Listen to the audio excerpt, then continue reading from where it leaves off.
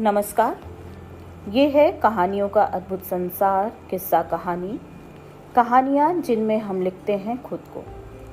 मैं हूँ शालिनी अग्रवाल और आपको सुनाने जा रही हूँ हिंदी साहित्य के मशहूर उपन्यासकार व कहानीकार मुंशी प्रेमचंद्र जी द्वारा लिखी कहानी, जिसका शीर्षक है सदगति।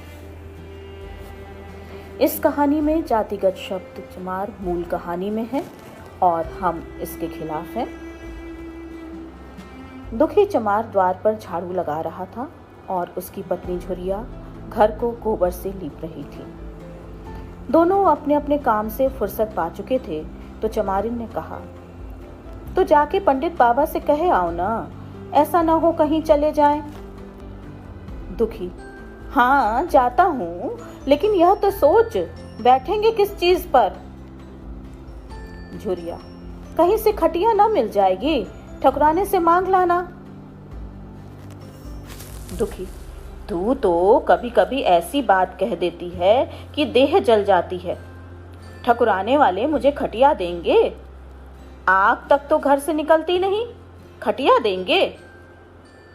कैथाने में जाकर एक लोटा पानी मांगूं तो न मिले, भला खटिया कौन देगा?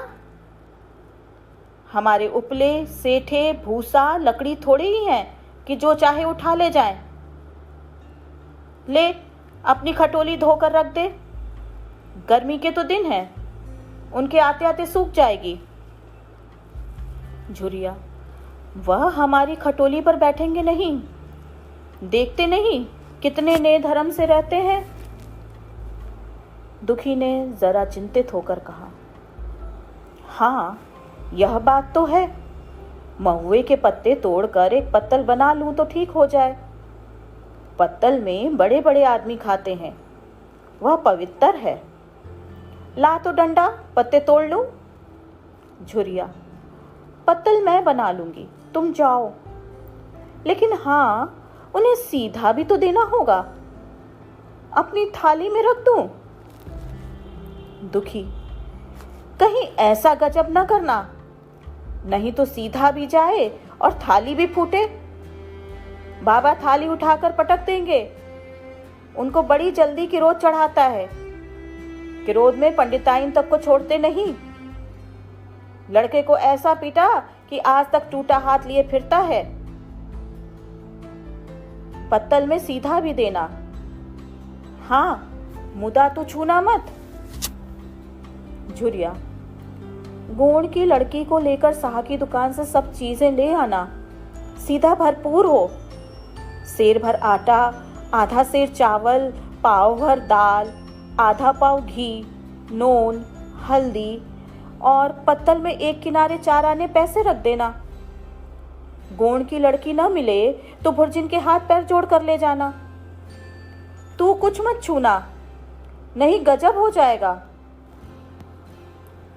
इन बातों की ताकीद करके दुखी ने लकड़ी उठाई और घास का एक बड़ा सा गट्ठा लेकर पंडित जी से अर्ज करने चला। खाली हाथ बाबा जी की सेवा में कैसे जाता? नजराने के लिए उसके पास घास के सिवाय और क्या था? उसे खाली देखकर तो बाबा दूर से ही धुतकारते। पंडित घासी राम ईश्वर के परम भक्त थे। नींद खुलते ही ईशोपासन में लग जाते। मुंह हाथ धोते 8 बजते, तब असली पूजा शुरू होती, जिसका पहला भाग भंग की तैयारी थी। उसके बाद आधा घंटे तक चंदन रगड़ते, फिर आईने के सामने एक तिनके से माथे पर तिलक लगाते।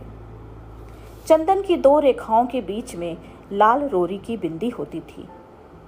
फिर छाती पर, बाहों पर चंदन की गोल गोल मुद्रिकाएं बनाते। फिर ठाकुर जी की मूर्ति निकालकर उसे नहलाते, चंदन लगाते, फूल चढ़ाते, आरती करते, घंटी बजाते। 10 बजते बजते वह पूजन से उठते और भंग छान कर बाहर आते। तब तक 2-4 जजमान द्वार पर आ जाते। ईशोपासन का तत्काल फल मिल जाता, वही उनकी खेती थी। आज वह पूजन गृह से निकले तो देखा दुखी चमार घास का गट्ठा लिए बैठा है। दुखी उन्हें देखते ही उठ खड़ा हुआ और उन्हें साष्टांग दंडवत करके हाथ बांधकर खड़ा हो गया। यह तेजस्वी मूर्ति देखकर उसका हृदय श्रद्धा से परिपूर्ण हो गया। कितनी दिव्य मूर्ति थी। छोटा सा गोल मटोल आदमी, चिकना सिर, फूले गाल, ब्रह्म तेज से प्रदीप्त आंखें, रोरी और चंदन देवताओं की प्रतिभा प्रदान कर रही थी। दुखी को देखकर श्रीमुख से बोले, आज कैसे चला रे दुखिया? दुखी ने सिर झुकाकर कहा, बिटिया की सगाई कर रहा हूं महाराज, कुछ साइद सगुन विचारना है, कब मर्जी होगी? घासी, आज मुझे छुट्टी नहीं, हाँ सांझ तक आ जाऊंगा। दुखी, नहीं महाराज, जल्दी मर्जी हो जाए, सब सामान ठीक कर आया हूं, यह घास कहाँ रख दूं? घासी, इस गाय के सामने डाल दे और झाड़ू लेकर जरा द्वार तो साफ कर दे। यह बैठक भी कई दिन से लीपी नहीं गई, उसे भी गोबर से लीप दे। तब तक मैं भोजन कर लूं, फिर जरा आराम करके चलूंगा। हाँ, यह लकड़ी भी चीर देना। खलिहान में 4 खांसी भूसा पड़ा है, उसे भी उठा लाना और भुसौली में रख देना। दुखी फौरन हुक्म की तामील करने लगा। द्वार पर झाड़ू लगाई, बैठक को गोबर से लीपा, तब 12 बज गए। पंडित जी भोजन करने चले गए। दुखी ने सुबह से कुछ नहीं खाया था, उसे भी जोर की भूख लगी, पर वहां खाने को क्या धरा था? घर यहां से मील भर था, वहां खाने चला जाए तो पंडित जी बिगड़ जाए। बेचारे ने भूख दबाई और लकड़ी फाड़ने लगा। लकड़ी की मोटी सी गांठ थी जिस पर पहले कितने ही भक्तों ने अपना जोर आजमा लिया था। वह उसी दमखम के साथ लोहे से लोहा लेने के लिए तैयार थी। दुखी घास छीलकर बाजार ले जाता था। लकड़ी चीरने का उसे अभ्यास न था। घास उसके खुरपे के सामने सिर झुका देती थी। यहां कस कस कर कुल्हाड़ी का भरपूर हाथ लगाता, पर उस गांठ पर निशान तक न पड़ता था। कुल्हाड़ी उचट जाती। पसीने में तर था, हांफता था, थक कर बैठ जाता था, फिर उठता था। हाथ उठाए न उठते थे, पांव कांप रहे थे, कमर न सीधी होती थी। आंखों तले अंधेरा हो रहा था, सिर में चक्कर आ रहे थे, तितलियां उड़ रही थीं, फिर भी अपना काम किए जाता था। अगर एक चिलम तंबाकू पीने को मिल जाती तो शायद कुछ ताकत आती। उसने सोचा, यहाँ चिलम और तंबाकू कहाँ मिलेगी? ब्राह्मणों का पूरा है। ब्राह्मण लोग हम नीच जातों की तरह तंबाकू थोड़े ही पीते हैं। सहसा उसे याद आया कि गांव में एक गोंड भी रहता है, उसके यहाँ जरूर चिलम तंबाकू होगी। तुरंत उसके घर दौड़ा। खैर, मेहनत सफल हुई। उसने तंबाकू भी दी और चिलम भी दी, पर आग वहां न थी। दुखी ने कहा, आग की चिंता न करो भाई, मैं जाता हूं, पंडित जी के घर से आग मांग लूंगा। वहां तो अभी रसोई बन रही थी। यह कहता हुआ वह दोनों चीजें लेकर चला आया और पंडित जी के घर में बरौठे के द्वार पर खड़ा होकर बोला, मालिक, रच के आग मिल जाए तो चिलम पी ले। पंडित जी भोजन कर रहे थे। पंडिताइन ने पूछा, यह कौन आदमी आग मांग रहा है?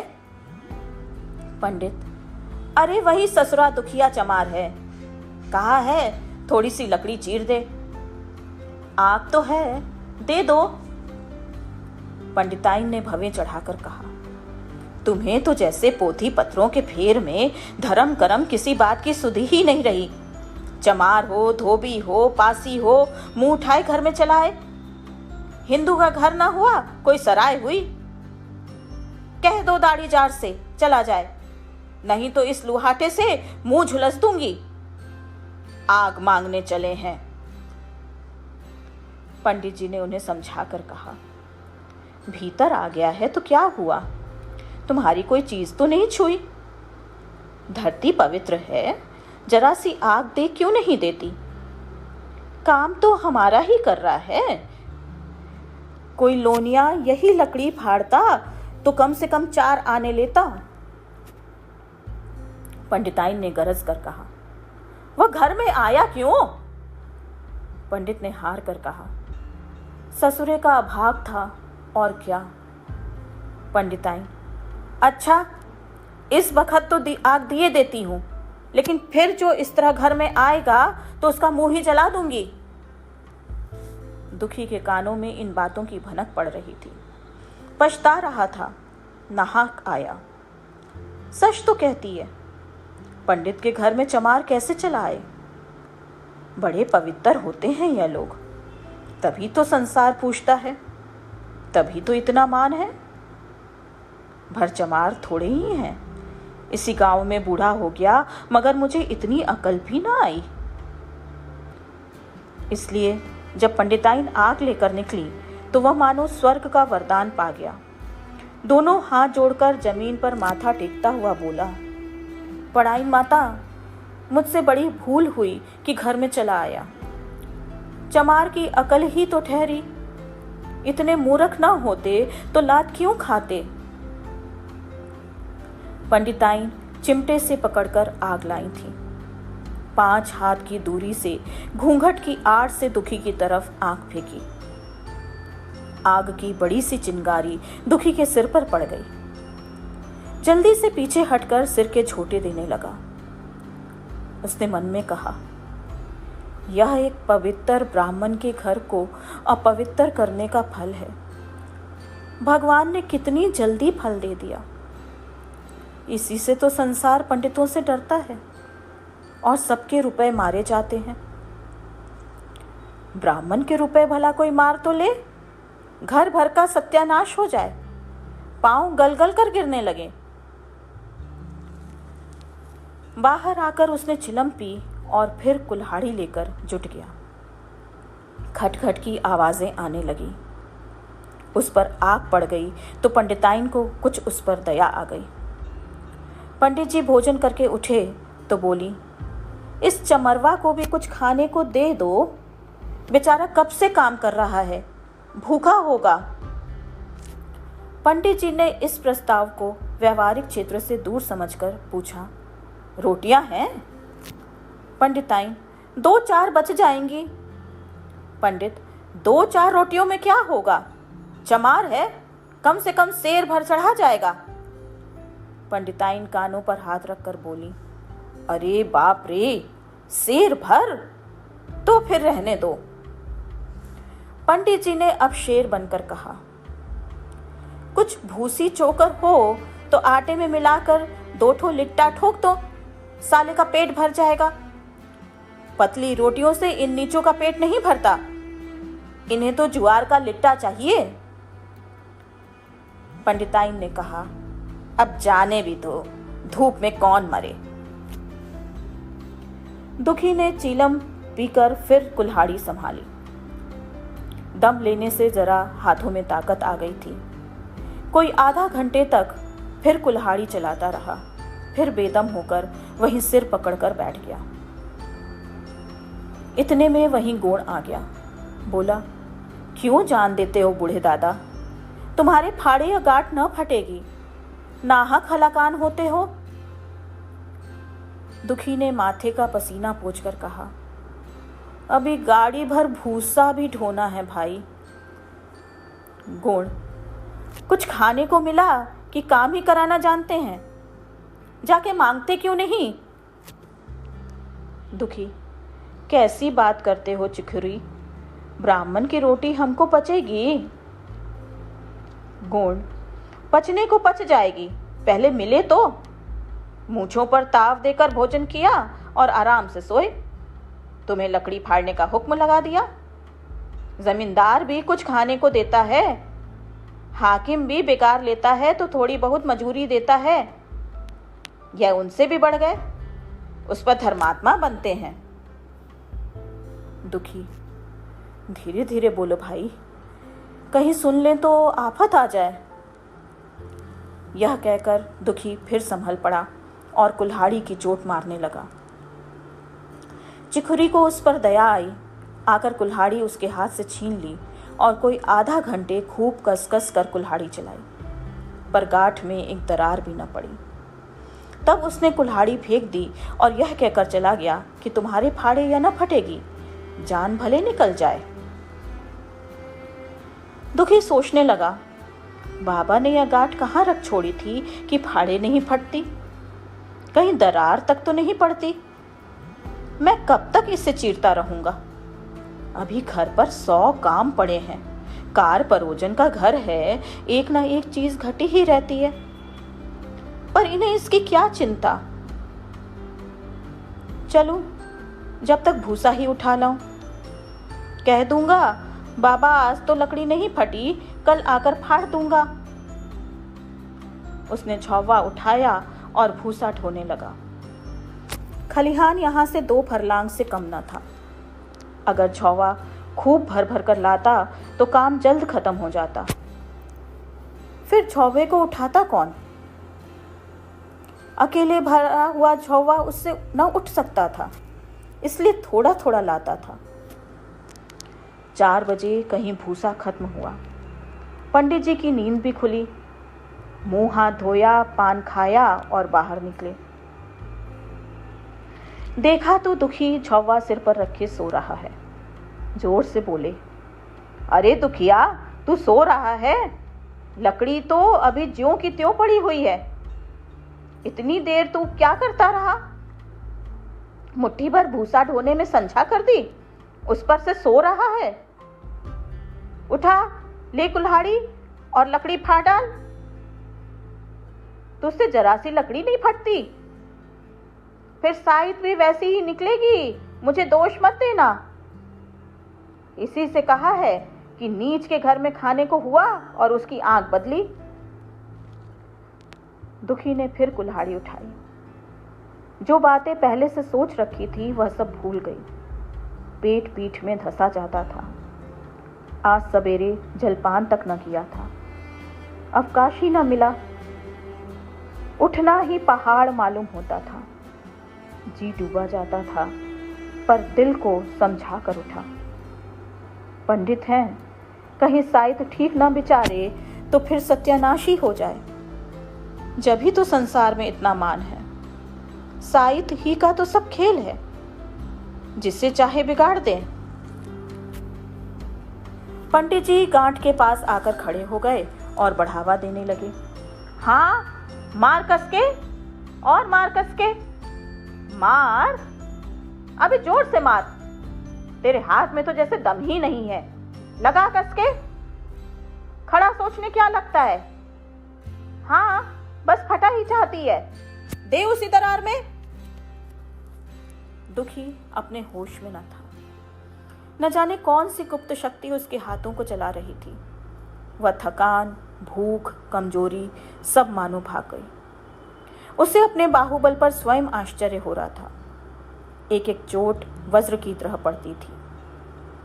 आधा घंटे तक वह इसी उन्माद की दशा में हाथ चलाता रहा, यहाँ तक कि लकड़ी बीच से फट गई और दुखी के हाथ से कुल्हाड़ी छूटकर गिर पड़ी। इसके साथ वह भी चक्कर खाकर गिर पड़ा। भूखा, प्यासा, थका हुआ शरीर जवाब दे गया।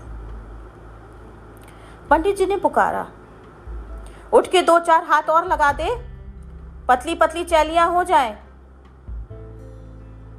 दुखी न उठा। पंडित जी ने अब उसे दिक करना उचित न समझा।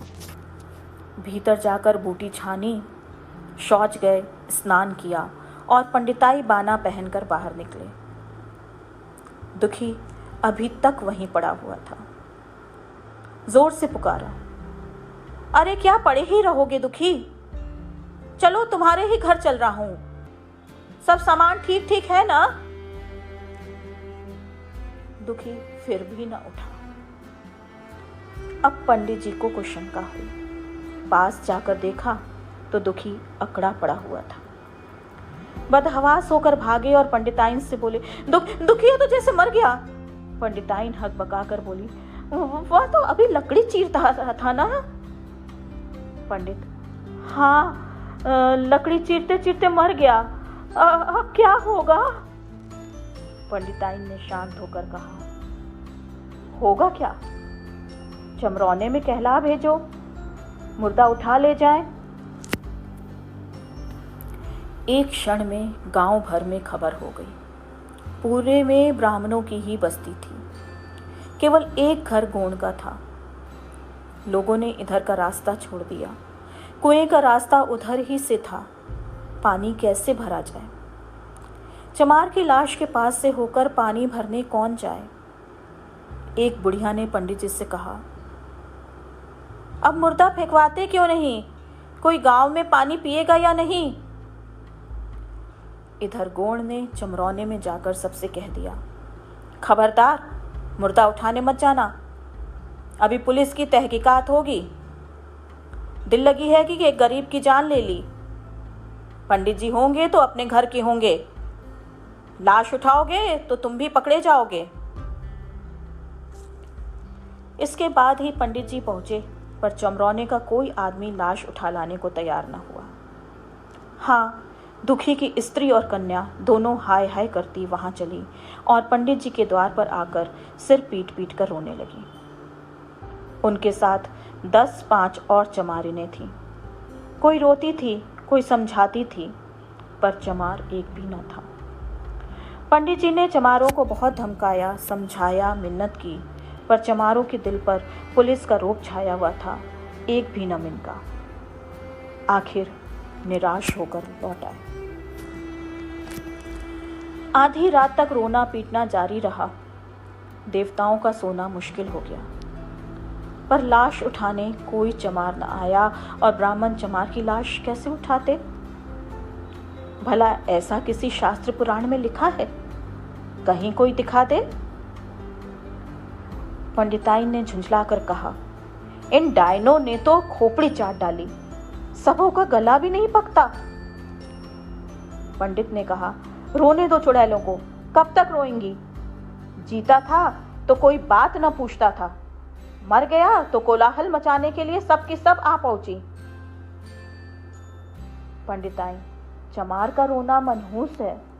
पंडित, हाँ, बहुत मनहूस। पंडिताइन, अभी से दुर्गंध उठने लगी। पंडित, चमार था ससुरा की नहीं, साद असाद किसी का विचार है इन सबों को? पंडिताइन, इन सबों को घिन भी नहीं लगती। पंडित, भ्रष्ट हैं सब। रात तो किसी तरह कटी, मगर सवेरे भी कोई चमार न आया। चमारिनें भी रो पीट कर चली गई। दुर्गंध कुछ कुछ फैलने लगी। पंडित जी ने एक रस्सी निकाली, उसका फंदा बनाकर मुर्दे के पैर में डाला और फंदे को खींचकर कस दिया। अभी कुछ कुछ धुंधलका था। पंडित जी ने रस्सी पकड़कर लाश को घसीटना शुरू किया और गांव के बाहर घसीट ले गए। वहां से आकर तुरंत स्नान किया, दुर्गा पाठ पढ़ा और घर में गंगा जल छिड़का। उधर दुखी की लाश को खेत में गीदड़ और गिद्ध, कुत्ते और कौवे नोच रहे थे। यही जीवन पर्यंत की भक्ति, सेवा और निष्ठा का पुरस्कार था। ये कहानी बस इतनी ही।